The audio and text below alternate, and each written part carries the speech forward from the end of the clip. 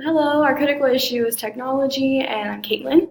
I'm Javier. I'm Kim. I'm Kiana. Our mission statement is that technology usage in classrooms can be justified. So why did we choose to discuss technology in the classroom? As we move forward into 2018, we are well aware of the technological advances being made every day. Due to the surplus in advancements, it has become an option to implement the use of technology within the classroom setting. This is a relevant topic that we all agree to be especially important to discuss, considering we are all students enrolled in an online classroom at the moment. Technology in the classroom refers to the use of technological resources in an educational setting. Today, technology exists in many forms. The most common in classrooms are physical devices like a computer and virtual programs and digital file resources. A 2015 study provided some statistics about technology use in the classroom. When asked what technology was used, teachers reported that desktop computers, laptops, and smartboards had the highest usage. Teachers also reported using technology every day, and PowerPoint and YouTube were among the most common multimedia tools used. The history of technology. In the 1600s was the slide rule, which was used for math as what we know today as electronic and graphing calculators. The hornbook, which taught basic vowels, consonants, and the alphabet. The magic lantern, which enhanced student engagement and was used in movie theaters to project things on the wall, but served the same purpose in the classroom.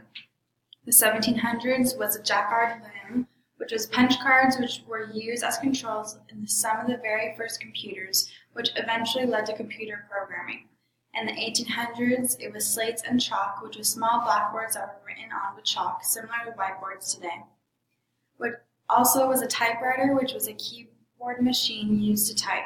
In the 1900s, it was the stereoscopes, which made it possible to view images 3D.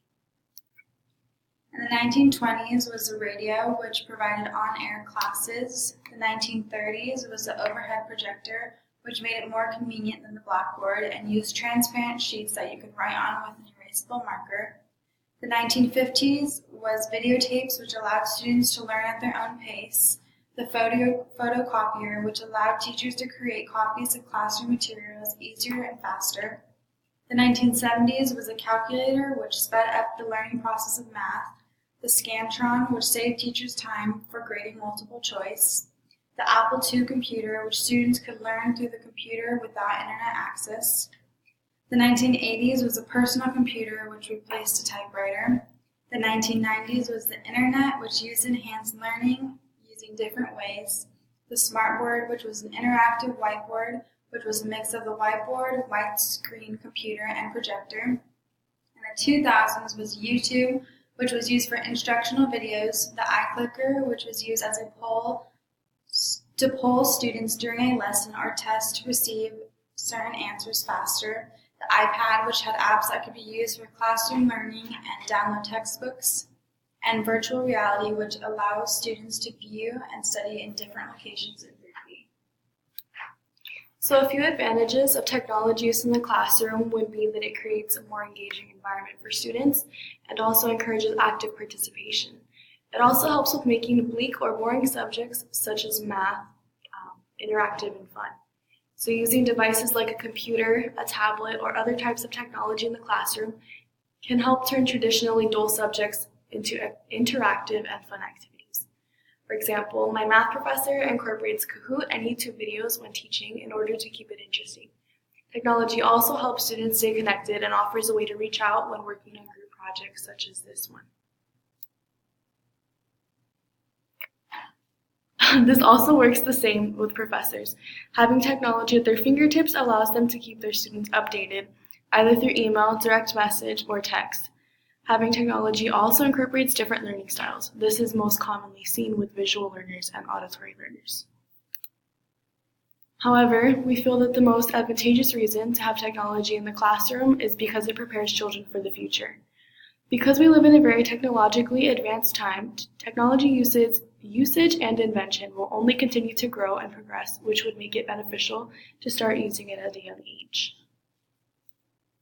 Although there are numerous advantages to using technology in the classroom, we must acknowledge the possible counter-arguments to implementing technology.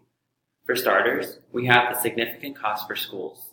This includes the initial purchase costs, maintaining the network connection, maintaining the computers, and routinely upgrading software. Another consideration focuses on the fact that electronic texts limit interaction and learning. When using an e-reader or iPad, they do not allow for highlighting or bolding, italicizing, or underlining. This can be also more difficult to browse through the document, considering that most documents are PDF format. Another counterargument to consider is that technology offers more distractions. A lot of devices allow for games to be used, to have text messaging or instant messaging, and the access to other websites. This leads to the fourth counterargument that there is an exposure to inappropriate websites, such as social media or pornographic material. Technology is always developing and will surely affect education even more in the next few years. Online schools are becoming more common. In addition to this, various softwares have developed, like NoRed Inc., STMath, and Nearpod. These softwares are interactive, or they allow students to work at their own pace. These often supplement the usual class lecture.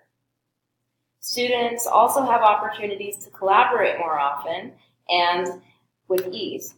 Google Docs lets students work together without physically meeting, and they can all work on one document at the same time. They can also email and use group chats to communicate with each other outside of class. The last one, which is a little weird to think about, is AI tutoring. One day, robots may be tutoring or teaching us. This does seem a little out there, but it's definitely a possibility. As a summary, the advantages to using technology in the classroom by far outweigh the disadvantages. Although there are some drawbacks, technology offers many benefits to its implementation. Here is a breakdown of our individual member roles. So I was in charge of the pro-technology usage slides. I took part in the introductory slide and the counter-arguments. I worked on the definition of technology usage and the future implications slide. And I did the history slides. Here are our references, which include the evolution of technology in the classrooms, how technology is shaping the future of education, and an exploratory study on K-12 teachers' use of technology and multimedia in the classroom. Also includes the timeline of educational technology in schools, and as well as the evolution of technology in the classroom. And the ultimate history of technology in education. And 6 pros and cons of technology in the classroom in 2018. Thank you.